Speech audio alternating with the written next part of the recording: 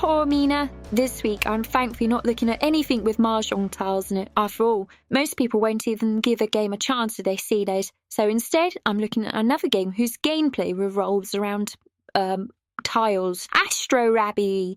Released in 1990 only in Japan for the Game Boy by IGS, Astro Rabby is a vertically scrolling platforming cum shoot-'em-up game. It's quite hard to describe its genre, but I think that's about it. Its closest gaming relative is a Commodore 64 game by the name of Bounder. You play as Astro Rabby, who was invented by Dr. Kazam, whose name is hopefully not a statement on his relative intellect. Astro Rabby can hop about, but Doctor Nothing Between His Ears, Kazam, was observing his invention Astro Rabby one day, hopping about in space, and thought it would be super rad if Astro Rabby could freely fly, and so set about inventing such a thing. Sadly, the evil Dr. Dotas wants to do nothing more than to thwart his plan, and sent out his robot army and scattered the 16 parts of Astro Rabby's flying contraption around the universe. So naturally, you have to hop around the stages to locate all 16 parts and realise Dr. Kazam's ultimate dream. Actually, that's probably how you say it.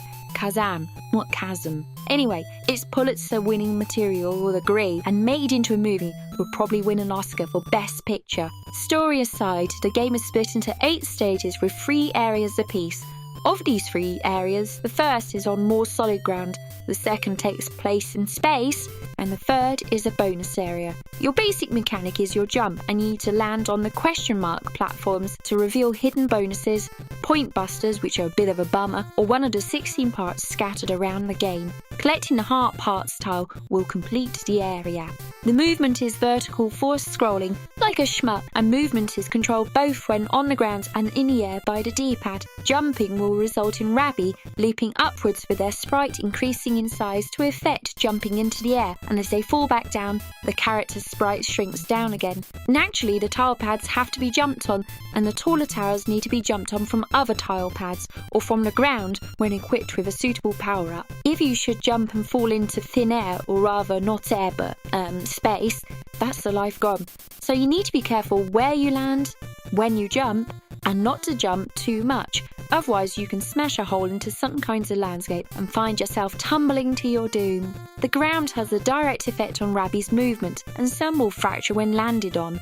Land on it again, and you'll fall through and lose your life. Rather than rote recounting of each of the tile types, you can find a description of these in the Patreon link below, where I've translated parts of the manual for non-Japanese speakers.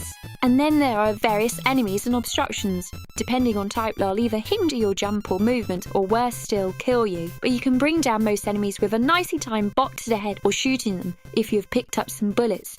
Doing so may reveal a bonus pickup as well. Of those bonus pickups, you have S power-ups, which are a speed up, which can be powered up to 4 times to increase Rabby's fluidity. The J power-up is a jump power-up, which can be powered up to 3 times to increase your jump height. And finally, the B power-up, which will give you 10 extra bullets, of which up to 99 can be held at any given time. So taking out the enemy is a good idea if you ask me. The status of these bonuses is shown in the status bar. Occasionally you may find a warp tile in an area. Finding and landing on this will allow you to skip the entire stage, quite handy indeed. And at the end of each stage's area except the bonus stage, you can choose a power-up part, which will either be additional bullets, a protector which defends against touching enemies up to 2 times, a power wing which removes Rabby's inertia when in the air or when jumping, and a shock absorber which stops holes from forming on normal ground and ice when Rabby lands on it. Finally, a bonus area caps off each stage except the 8th. In this, you must match 2 question mark tiles with the same sound tone. It's novel for sure, but quite tricky. And what do you get when you complete a bonus? Points. Good old high score bragging points. Woo! Rad. Though to be fair, every 50,000 points gets you an extra life. Totally rad. So that's this little obscure game explained in terms of how to play. But how is it as a game, and how does it fit into the Game Boy library and playing profile? Well, at first, this can seem quite a tough game. A little ponderous maybe because the relative slow refresh on the original Game Boy could be a bit blurry. But the power-ups do speed up Rabby's movement quite a bit, and take away some of the easy like a Sunday loafing about out of the gameplay. For a 1990 release, this is actually a really nicely presented game, and the scaling of Rabby's sprite as he jumps is pretty good. It also is quite a novel idea, and I'm struggling to think of anything quite like it on the Game Boy. There are some flaws though. The first is that due to the aerial nature of the game, Rabby can somewhat hide what is being revealed as they land on a panel, though the sound effect does give you a hint, but it's still a little annoying that a second little jump with a little shifty in the air is often required so you can see clearly what has been revealed.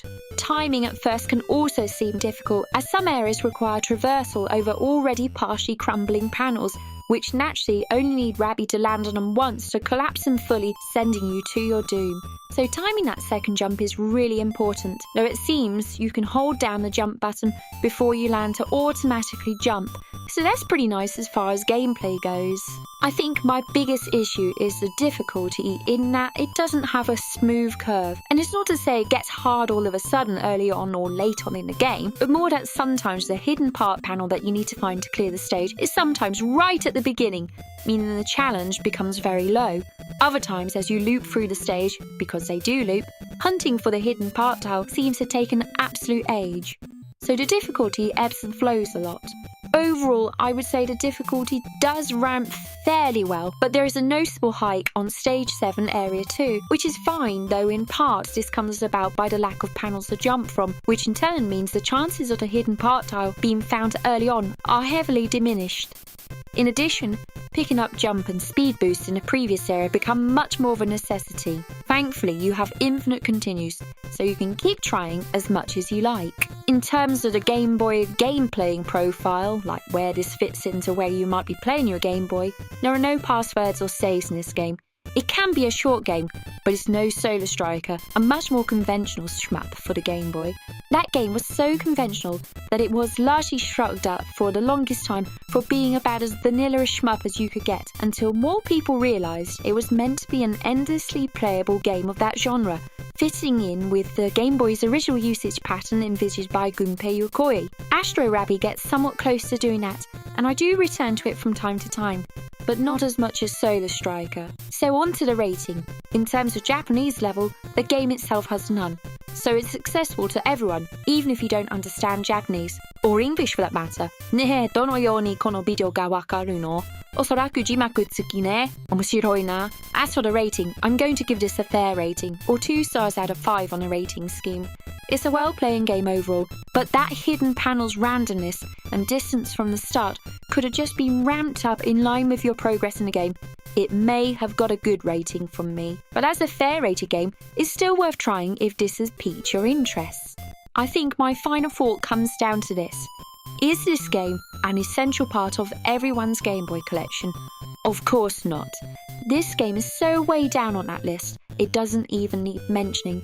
But looking at what's available in 1990 when this game was released, this game was a good technical achievement for sure. I think the Game Boy library would be a little bit poorer for not having this kind of somewhat experimental game in it. I don't think people would miss its absence, but rather its presence is something that makes the library a little bit richer for it, even with a few flaws that take the spring out of its, hop?